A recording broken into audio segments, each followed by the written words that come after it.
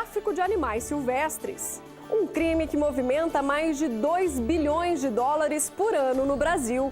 Houve uma denúncia do IBAMA, a Polícia Federal, de que havia um site que estava vendendo animais silvestres sem a autorização dos órgãos ambientais. Os traficantes se escondiam atrás da tela de um computador e foram condenados pela Justiça.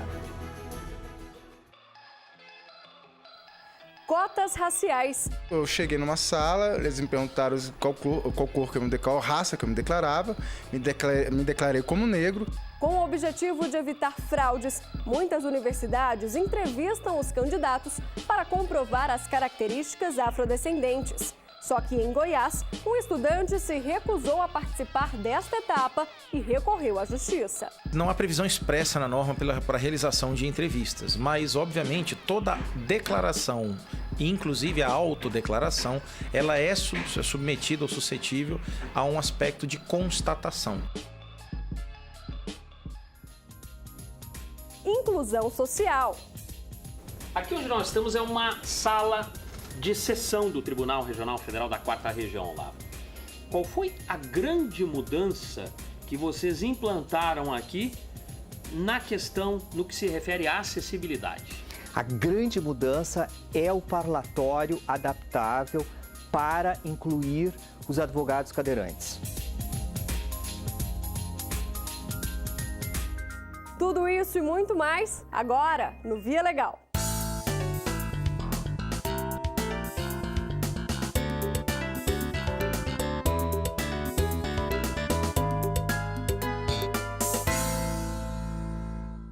Uma atividade perigosa que cresce a cada dia. Estamos falando do tráfico de animais silvestres. No Brasil, o comércio ilegal retira da natureza 38 milhões de espécies todos os anos. E os traficantes tentam de tudo para driblar as leis. E não são raras as vezes em que a internet é usada para negociar a venda dos bichos. Na reportagem de Letícia Lagoa, você vai ver como a polícia descobriu os responsáveis pela comercialização de animais silvestres e exóticos por meio de um site.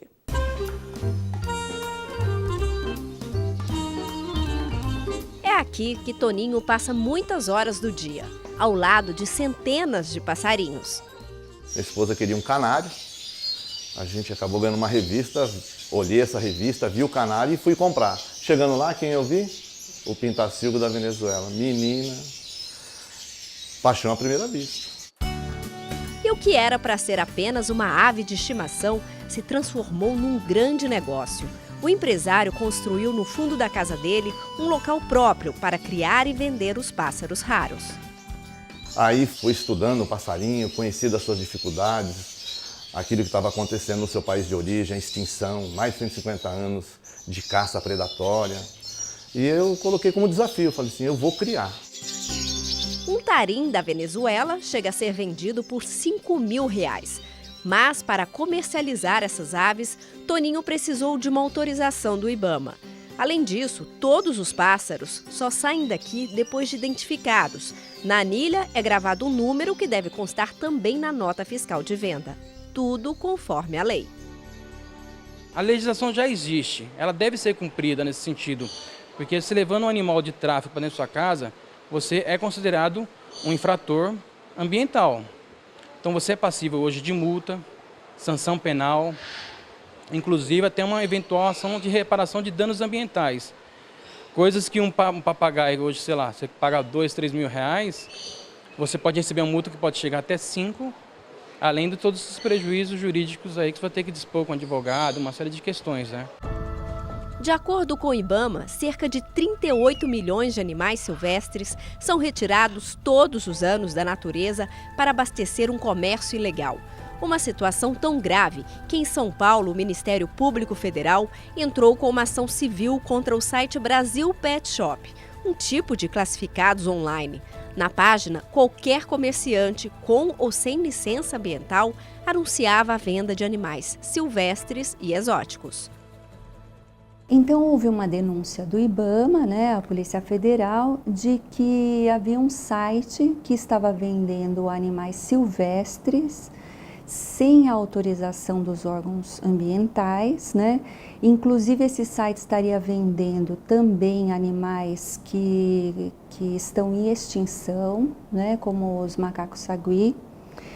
E então, a partir dessa investigação da Polícia Federal, o Ministério Público, de posse dessas provas, né, ajuizou na esfera penal uma ação criminal, né, e aqui na esfera civil esta ação civil pública que visa, na verdade, suspender o site, promovendo a dissolução da empresa nos termos da lei.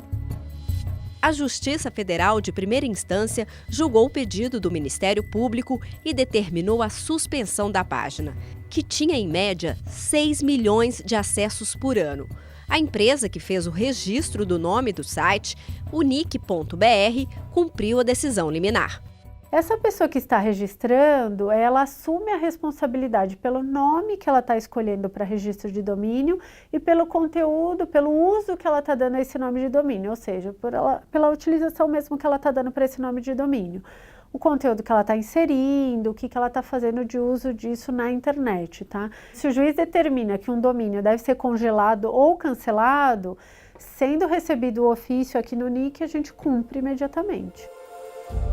Segundo dados da Secretaria do Meio Ambiente da capital paulista, em 2015, cerca de 38 mil animais foram apreendidos pela polícia em operações de fiscalização, quase o dobro dos últimos 5 anos.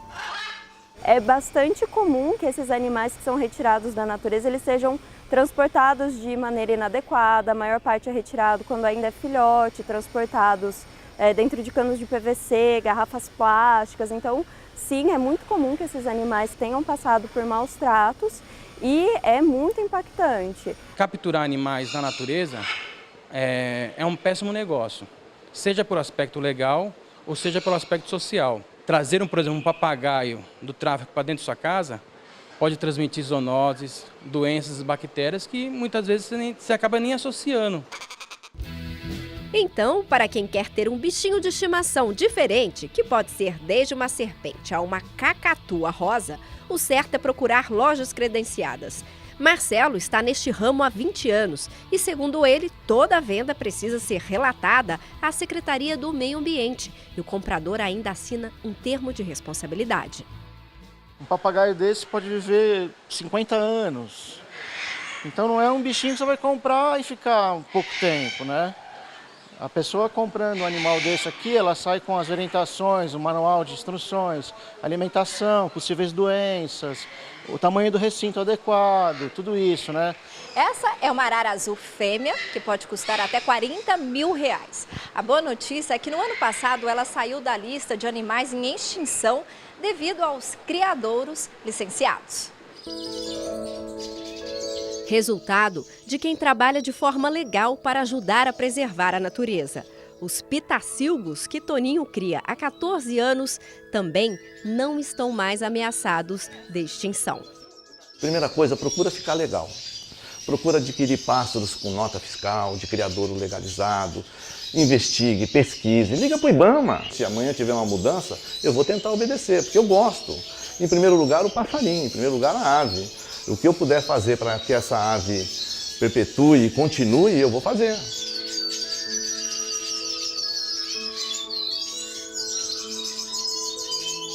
Procurado, o site não se manifestou sobre a decisão. Manter intacto o habitat natural destes animais também é uma forma de contribuir para a preservação das espécies. É distante dos grandes centros que eles encontram refúgio. Em Angra dos Reis, no estado do Rio de Janeiro, um apresentador acabou denunciado à Justiça Federal porque fez uma série de alterações em um trecho da mata que fica dentro da propriedade dele. Só que tudo isso sem autorização do órgão ambiental. Reveja o caso.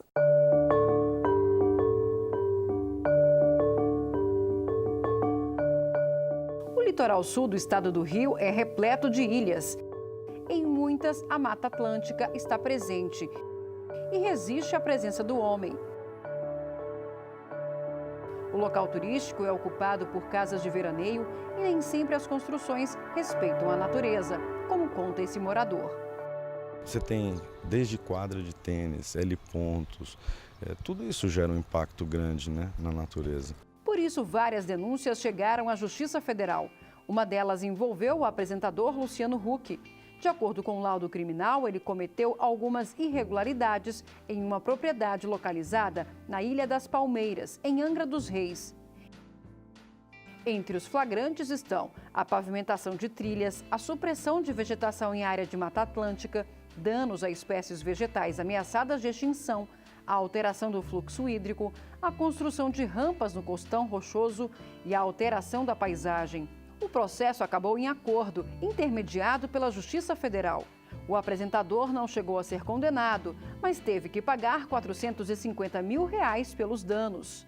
Tendo em vista que a atividade, né, que o Luciano Huck foi identificado como irregular, é uma atividade que prejudicava o meio ambiente e ele teria que pagar uma indenização, não obstante já ter recuperado os danos ambientais que causou à época, né?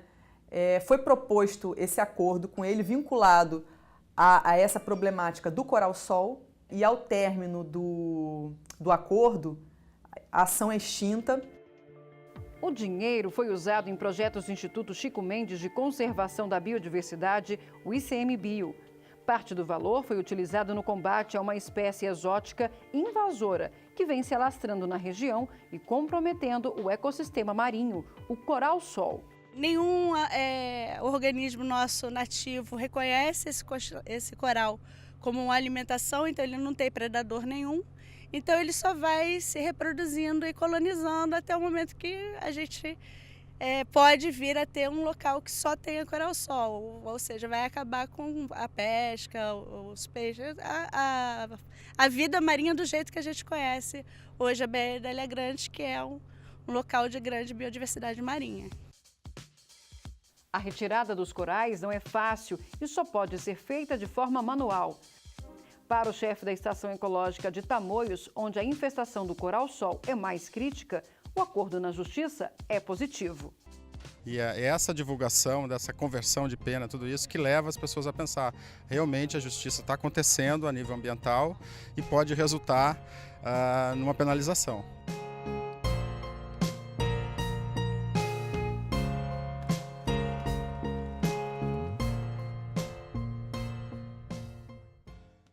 Já em Recife, a própria prefeitura foi alvo de um processo na Justiça Federal.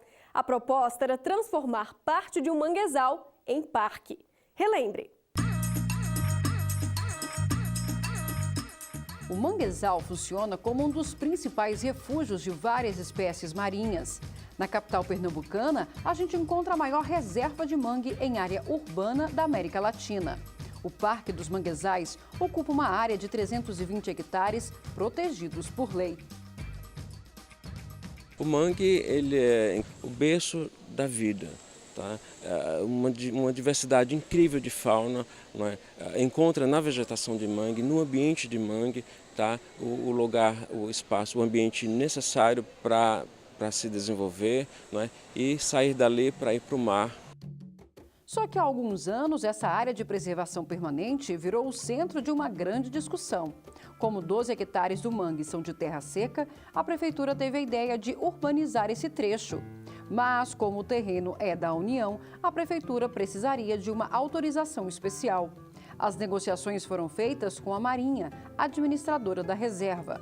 Só que antes mesmo do acordo ser fechado, o município publicou um decreto criando o parque oficialmente. O município não poderia editar esse decreto da forma como foi feita, porque ele esvaziou absolutamente o direito de propriedade que a União tem naquela área, né, sem nenhuma contraprestação. Com esse argumento, a Marinha levou a Prefeitura de Recife à Justiça Federal. O município alegou que o decreto apenas regulamentava uma lei que já previa a criação do Parque Natural Municipal dos Manguezais. Mas não teve jeito. No Tribunal Regional Federal da 5ª Região, os desembargadores entenderam que o decreto é ilegal e, portanto, não tem validade. E apesar do município poder até restringir as formas de construção, a legislação de parcelamento do uso do solo ser aplicável a União, nas suas construções, ela não poderia impedir a União de utilizar o terreno, inclusive, com a desapropriação. O mangue sempre vai continuar preservado se depender da Marinha, tanto que ele está lá preservado até hoje.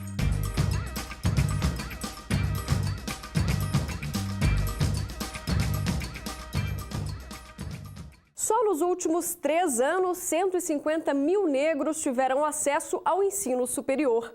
Isso graças à lei de cotas. O problema é que, para tentar uma vaga na universidade, estudantes que não são afrodescendentes tentam burlar o sistema para se beneficiar. Uma das saídas encontradas pelas universidades é a exigência de uma entrevista com o candidato. Uma comissão comprova de perto se as características físicas são de fato as declaradas no momento da inscrição. Mas em Goiás, um candidato se recusou a participar do processo. Confira agora na reportagem de Eliane Wirtmann. Ver os filhos formados e com diploma de curso superior era o sonho da mãe do Bruno. Minha mãe, ela faleceu quando eu tinha 15 anos de idade, mas ela sempre disse pra gente, olha, o meu sonho é que todos os meus filhos, a única coisa que eu quero na minha vida é que os meus filhos sejam formados. Infelizmente, ela não teve essa oportunidade, né? Foi uma pessoa que veio da Bahia pra cá, uma pessoa analfabeta, chegando na cidade teve que trabalhar de empregada doméstica. Agora o sonho está prestes a virar realidade. Tenho 4 irmãos, desses 4 irmãos, 3 já têm diploma, uma professora de letras, outra pedagoga, um advogado, e eu estou caminhando agora para concluir o sonho dela, que vou me formar em gestão ambiental agora no final do ano. Bruno está no último semestre do curso de Gestão Ambiental da Universidade de Brasília. Entrou na UNB aos 29 anos de idade, pelo sistema de cotas para negros, assim como o colega de curso Juruna, que defende a reserva de vagas como alternativa para a melhoria das condições de vida da população negra no país. A questão da cota ela vai além de possibilitar uma qualificação profissional para a pessoa, né? E geralmente as pessoas que têm a pele mais escura, elas estão nas posições de menor destaque. E se você possibilita que ela entre nesses outros círculos, começa a ser possível, pelo menos, pensar em ser um pouco mais igualitário nesses ambientes, né? Segundo o IBGE, pretos e pardos representam a maior parte da população brasileira, mas ainda assim são minoria dentro das universidades. Uma realidade que começou a mudar após a Lei de Cotas Raciais em 2012. A lei reserva 50% das vagas nos processos seletivos das universidades e institutos federais para negros. Um levantamento da Secretaria de Políticas para a Promoção da Igualdade Racial mostra que nos 3 primeiros anos após a criação da lei, 150 mil cotistas tiveram acesso ao ensino superior. Para concorrer às vagas pelo sistema de cotas, é preciso se autodeclarar preto ou pardo no momento da inscrição. Mas algumas instituições de ensino pedem mais do que isso. Na Universidade Federal de Goiás, por exemplo, os candidatos aprovados no vestibular passam ainda por uma entrevista para comprovar os traços afrodescendentes. Exigência que foi questionada aqui no Tribunal Regional Federal da Primeira Região, em Brasília. Um estudante aprovado no curso de Educação Física se recusou a participar da entrevista e foi excluído do processo seletivo. Na Justiça, alegou que a comprovação das características físicas era ilegal e trazia constrangimento. Por outro lado, a UFG afirma que a regra estava prevista no edital. Segundo este advogado, especialista no tema, apesar de não estar expresso na lei, as instituições têm autonomia para exigir esse tipo de comprovação, seja por meio de entrevista ou de foto.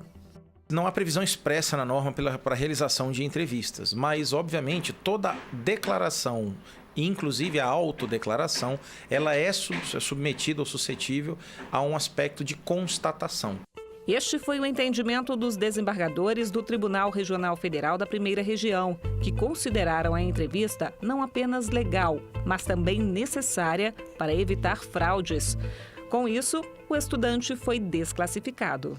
O Tribunal Regional Federal ele manteve a concordância com o comportamento da administração pública única e exclusivamente ao fato de que essa entrevista estava prevista no edital. E o candidato, ao ver o edital, ao se inscrever para a participação daquele certame, deveria ter impugnado o edital atempadamente e não querer, entre aspas, desrespeitá-lo em um momento subsequente. Este professor da Universidade de Brasília afirma que fraudes existem e que a entrevista é a principal forma de garantir o direito a quem realmente precisa. A partir do pressuposto de que todo mundo vai ser coerente, justo, correto na hora de se autodeclarar, isto não é verificável. Né? Esses são os afroconvenientes, né? Aqueles que querem tirar proveito da situação, né? Não são os afrodescendentes.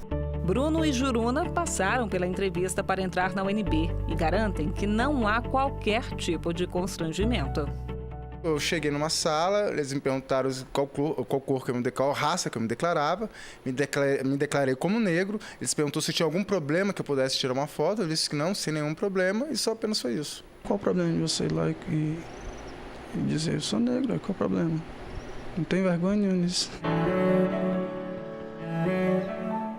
Nós não somos tribunal racial, nós estamos, de fato, querendo evitar que a fraude prevaleça e que a política seja posta em risco.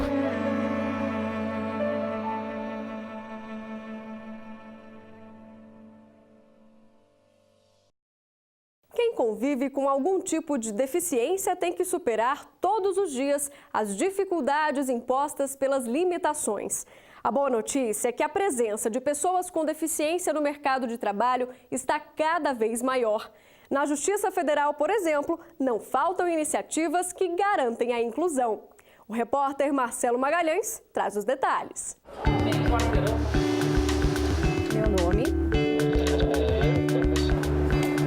Pensei. Mas isso é comum. Isso é bem comum deles não prestarem atenção na gente, né? São tantos obstáculos pelo caminho que Bianca já se acostumou. Com calma e cuidando o máximo, assim. Não dá para acelerar muito, geralmente, principalmente em lugar que a gente não conhece muito. Essa é a realidade enfrentada por mais de 35 milhões de brasileiros que são deficientes visuais. E a mobilidade não é a única barreira enfrentada por aqueles que não enxergam. Até o simples acesso à informação acaba se tornando um problema. No colégio, quando eu estudava, eu ouvia muito: ah, como é que tu vai fazer isso aqui? Como é que tu vai fazer aquele outro?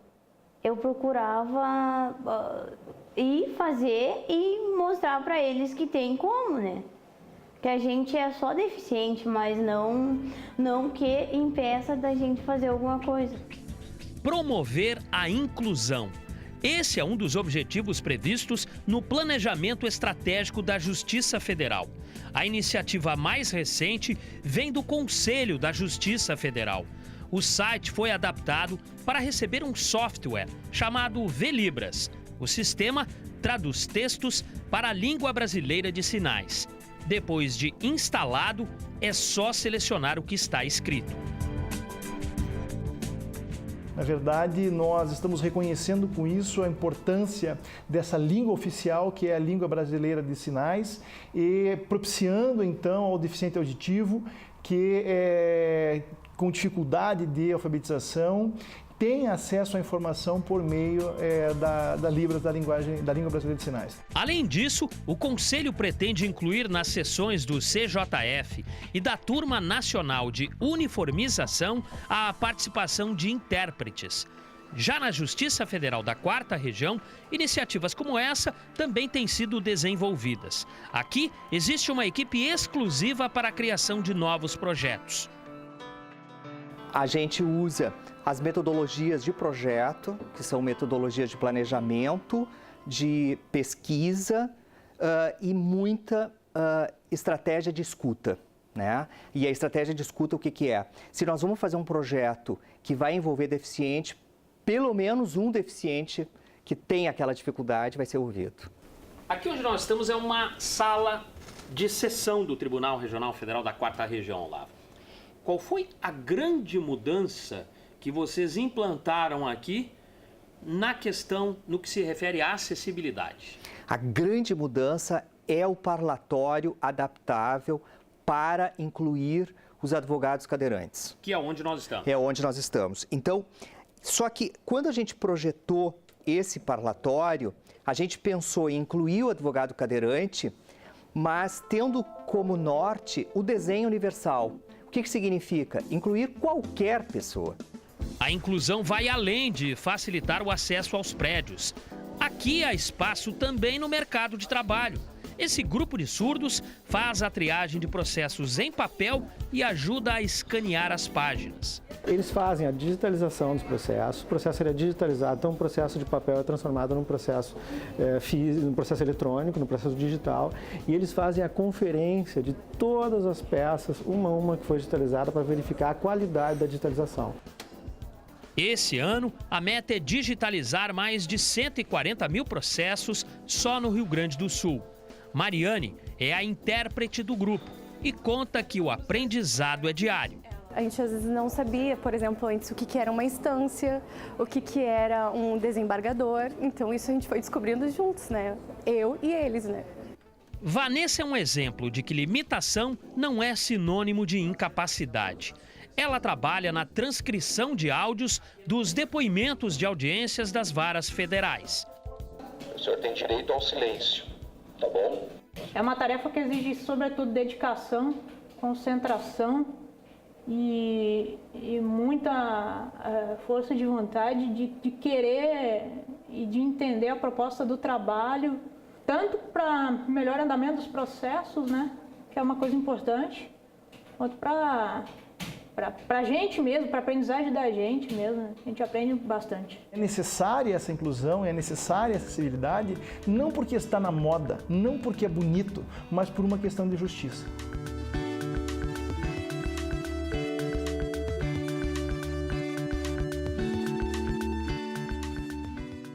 A gente fica por aqui, mas na semana que vem tem mais decisões inéditas da Justiça Federal para você. Não esqueça de acompanhar o nosso programa pelas redes sociais.